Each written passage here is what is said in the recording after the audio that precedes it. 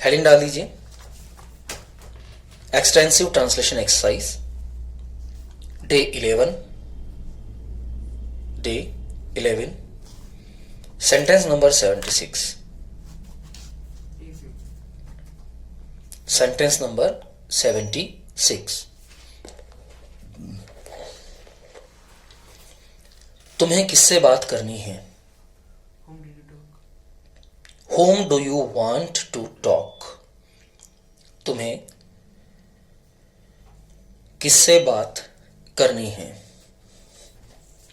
Whom do you want to talk? इस building का मालिक कौन है? इस बिल्डिंग का मालिक कौन है? Who is the owner of this building? Who is the owner of this building?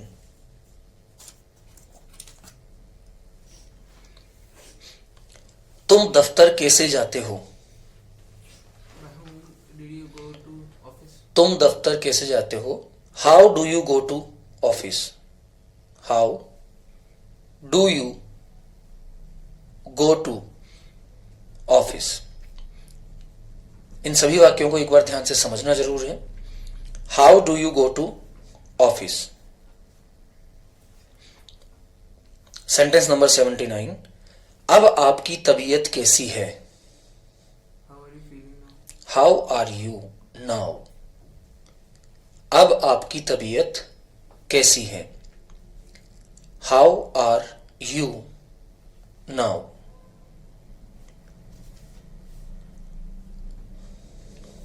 आप इतनी गर्मी में कैसे रहते हो? ये नॉर्मल सेंटेंसेस है जो हम कभी ना कभी बोलते हैं। तुम इतनी गर्मी में कैसे रहते हो, इतनी सर्दी में कैसे रहते हो, इतनी गरीबी में कैसे रहते हो। आप इतनी गर्मी में कैसे रहते हो? How do you manage in such a heat? How do you manage in such a heat? How do you manage in such a heat?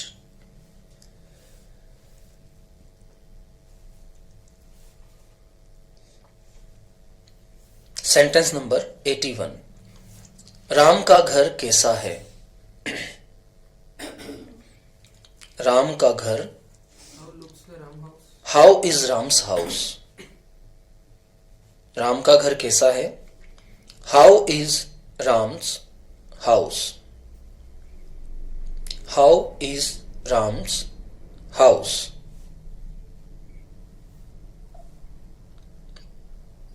Dehradun में मौसम कैसा है? हाउ से बना रहे हैं अपन वाक्य। देहरादून में मौसम कैसा है? How is the weather in Dehradun? How is the weather in Dehradun?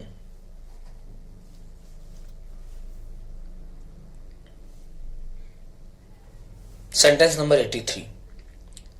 तुम्हारे पिताजी की आयु कितनी है? तुम्हारे पिताजी की आयु कितनी है?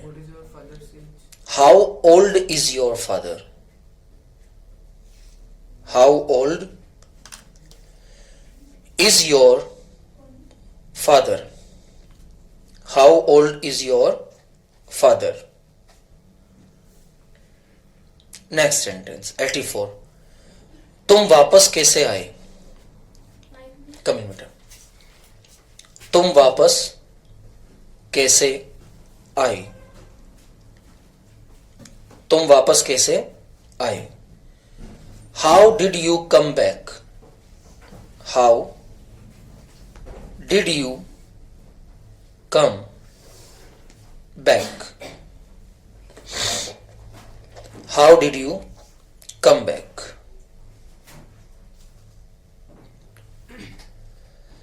Sentence number 85।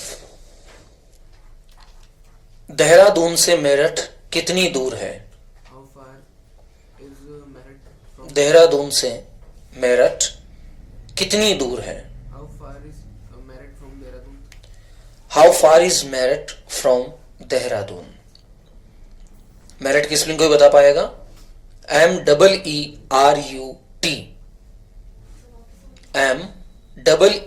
MEERUT। देहरादून से मेरठ कितनी दूर है? How far is Meerut from Dehradun? How far is Meerut from Dehradun?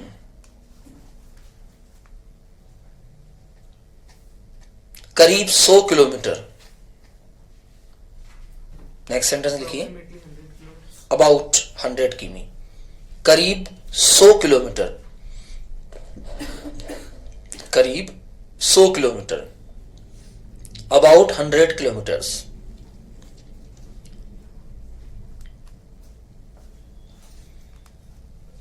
Next 87, तुम्हें वहां पहुंचने में कितना वक्त लगेगा?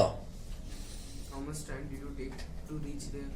तुम्हें वहां पहुंचने में कितना वक्त लगेगा?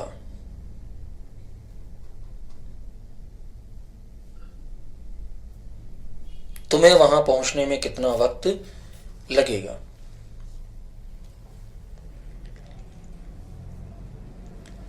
How much time will you take to reach there?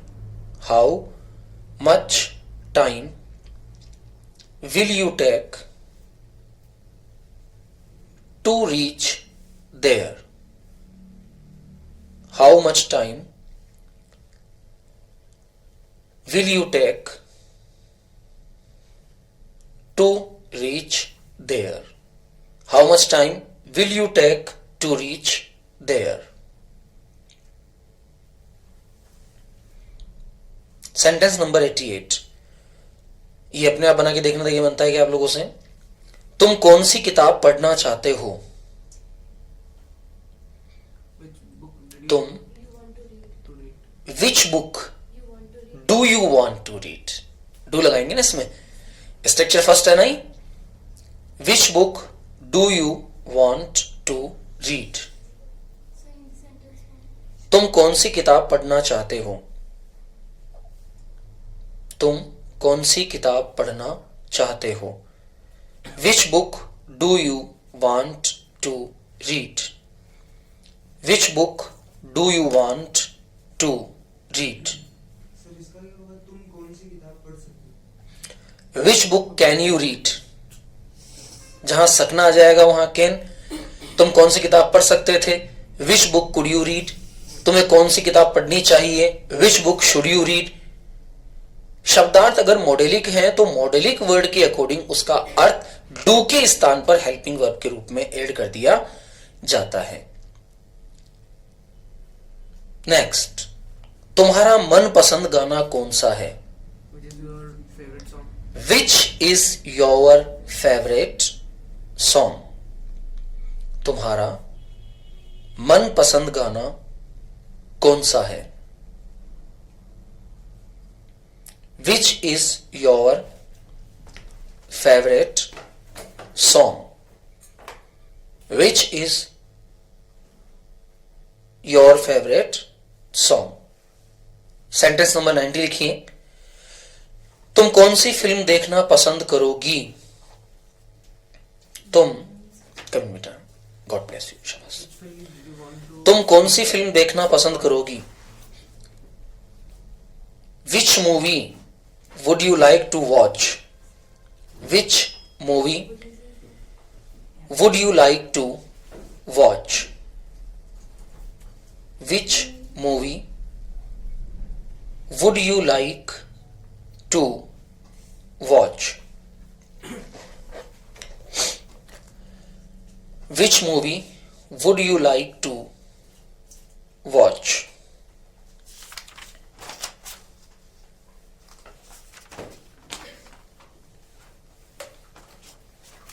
Sentence number 91,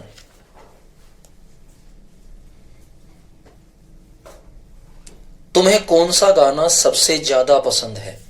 Which song do you want so much? Which song do you like the most? तुम्हें कौन सा गाना सबसे ज्यादा पसंद है? बेटा इन सेंटेंसेस को बनाते हुए आपको पता लगेगा कि किस प्रकार के सेंटेंसेस है जो हम आज भी नहीं बोल पा रहे हैं अथवा बना पा रहे हैं। और जब इनके स्ट्रक्चर्स हम लोग सीखेंगे तब आप बहुत आसानी से इन इंग्लिश सेंटेंसेस को बना पाना सीख जाएंगे। लाइक के बाद द मोस्ट, तुम्हें कौन सा गाना सबसे ज्यादा पसंद है? तुम्हें कौन सा गाना सबसे ज्यादा पसंद है? तुम्हें कौन सा गाना सबसे ज्यादा पसंद है? Which song do you like the most? Which song do you like the most?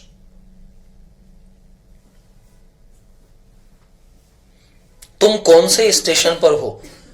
Conversation के अंदर कई बार बात होती है फोन पे ऑन कॉल, तो हम पूछते हैं तुम कौन से स्टेशन पर हो? at which place? अब देखिए ये ऐसे सेंटेंसेस है जो माइंड में यूं करते हैं कि बनेंगे कैसे। At which platform? Which station you are at? Which station you are at? Which के पहले ऑन भी लगाया जा सकता है, कोई प्रॉब्लम नहीं है। On which station you are at या which station you are at? That's clear? Okay, write the next. तुम खेलने कब जाते हो? 93. When did you go to play? तुम खेलने कब जाते हो? At which time did you go? देखिए कब जाते हो प्रेजेंट स्ट्रक्चर को दिखा रहा है, तो when do you go to play? तुम खेलने कब जाते हो? When do you go to play? अब जाना शब्द अगर नहीं आता, तुम कब खेलते हो तो क्या बन जाता है? When do you play? तुम खाना कब खाते हो? When do you eat? तुम कब सोते हो? When do you sleep? हो गया। तुम कब पढ़ते हो? When do you read? तुम कब आते हो? When do you come? तुम कब जाते हो? व्हेन डू यू गो? तो ऐसे सेंटेंस जिनके अंदर कोई क्रिया अगर तत्काल अवस्था में हो और हमें ये जानना हो कि ये कार्य कब होता है, तो हम व्हेन के साथ उस स्ट्रक्चर को क्लियर कर देते हैं। समझ आ गया? चलिए नेक्स्ट लिखिए 94। राम कब पढ़ता है? ये सारे आपके 12 स्ट्रक्चर का रिवीजन चल रहा है। राम कब पढ़ता है? अब डू क्यों आएगा? राम सिंगुलर है ना। When does Ram read? Ishant, when does Ram read?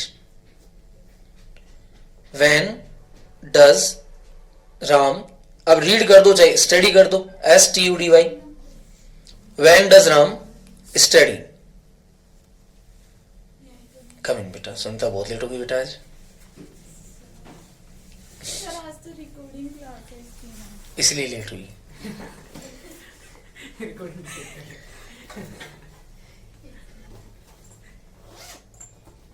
अपनी recording. तुमने सीता को कब देखा? 95। तुमने सीता को कब देखा? When did you see the to Sita? When did you see Sita? Very good. When अब देखो देखा शब्द आ गया ना, तो देखा का स्ट्रक्चर कौन सा हो गया? Second structure. देखा का स्ट्रक्चर कौन सा हो गया? Second structure. सेकंड किसका? पास्ट का। तुमने खाना कब खाया? When did you eat food? तुमने सीता को कब देखा? When did you see Sita? तुमने पानी कब पिया? When did you drink water? तुमने क्रिकेट कब खेला? When did you play cricket? तुम मेरे घर कब आए? When did you come at my home? तुम स्कूल कब गए? When did you go to school? तुमने गोलगप्पे कब खाए? When did you eat water balls? Golgappe, water balls. हो गया क्लियर? तो अब ऐसे एक एक सेंटेंस हमारे स्ट्रक्चर को क्लियर आउट करता चला जाता है। तो वे कार्य जो हमने कर दिया और उसके बारे में किसी ने हमसे पूछा कि ये काम कब किया, तो उसका पहला स्ट्रक्चर क्या हो जाता है? व्हेन। अच्छा कब के बजाय अगर कैसे होता तो खाना कैसे खाया? How did you eat food? तुमने पानी कैसे पिया? How did you drink water? तुमने क्रिकेट कैसे खेला? How did you play cricket? तुम यहां कैसे आए? How did you come here? तुम स्कूल कैसे गए? How did you go to school? तुमने गाना क्यों गाया? How did you sing the song? तुमने खाना क्यों बनाया? वाई? तुमने खाना क्यों बनाया? Why did you eat food? तुम यहां क्यों आए? Y did you come here? तुमने खाना क्यों खाया? Y did you eat food? तुमने पानी क्यों पिया? तुमने सिगरेट क्यों P? Y did you smoke?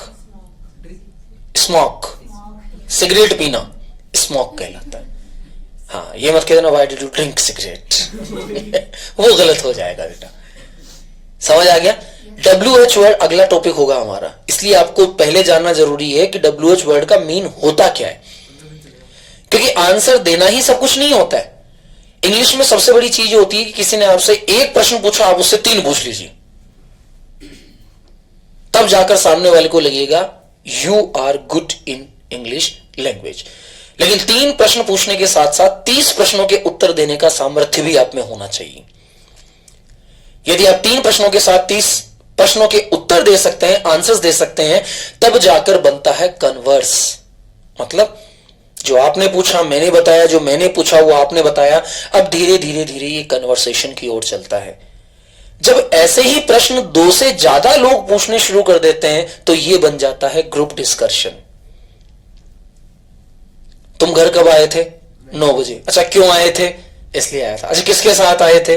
अच्छा, ये तुमने क्या किया? अब 3 प्रश्न एक साथ 3 अलग अलग लोगों ने पूछे और मैंने जो उसका उत्तर दिया, इससे पहले कोई और उत्तर दे दे, तो ऐसा एक ग्रुप बन जाता है जो इंग्लिश और हिंदी दोनों सेंटेंसेस को बार बार रिपीट करता है। तो ऐसा वाक्य या ऐसी बातचीत कहलाती है ग्रुप डिस्कशन। क्या कहलाती है? चलिए, राम स्कूल कब आएगा?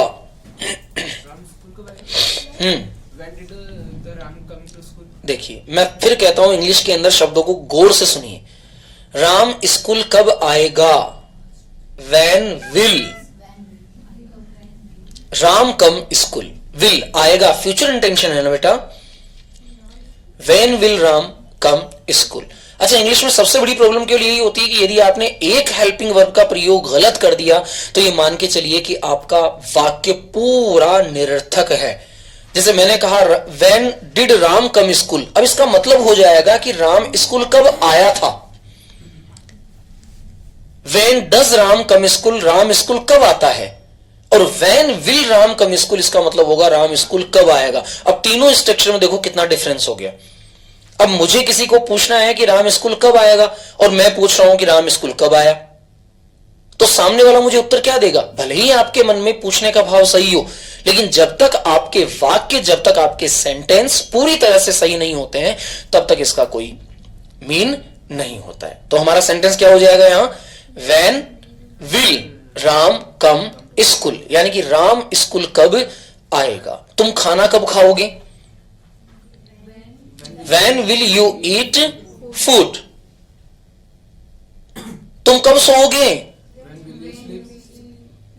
तुम अपना होमवर्क पूरा कब करोगे? When will you complete your homework? मां, तुम खाना कब बनाओगी? When will you cook food, mom?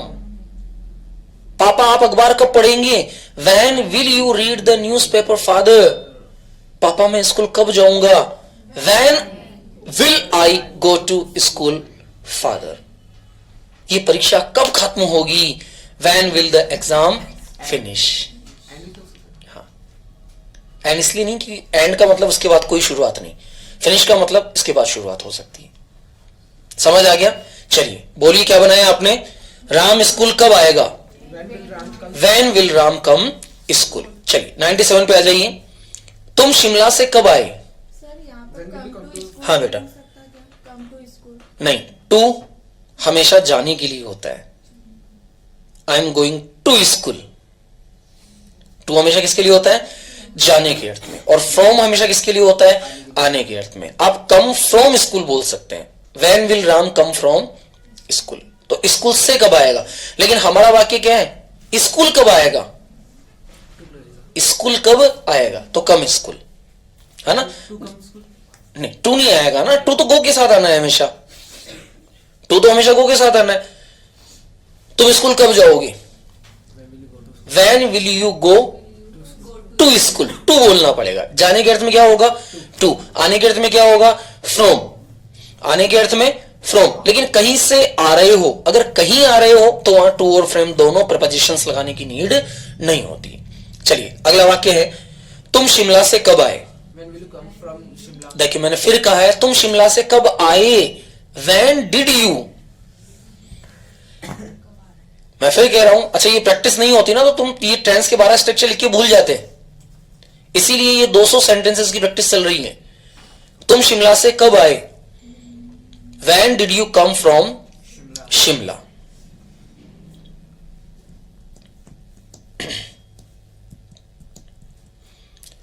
आपका भाई कहां काम करता है, आपका भाई कहां काम करता है।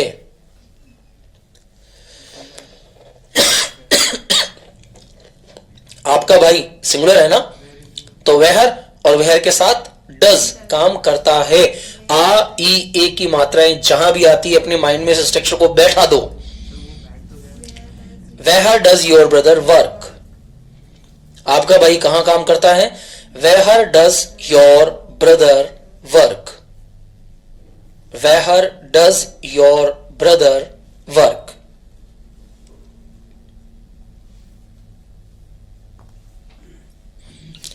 आपने ये किताब कहां से ली,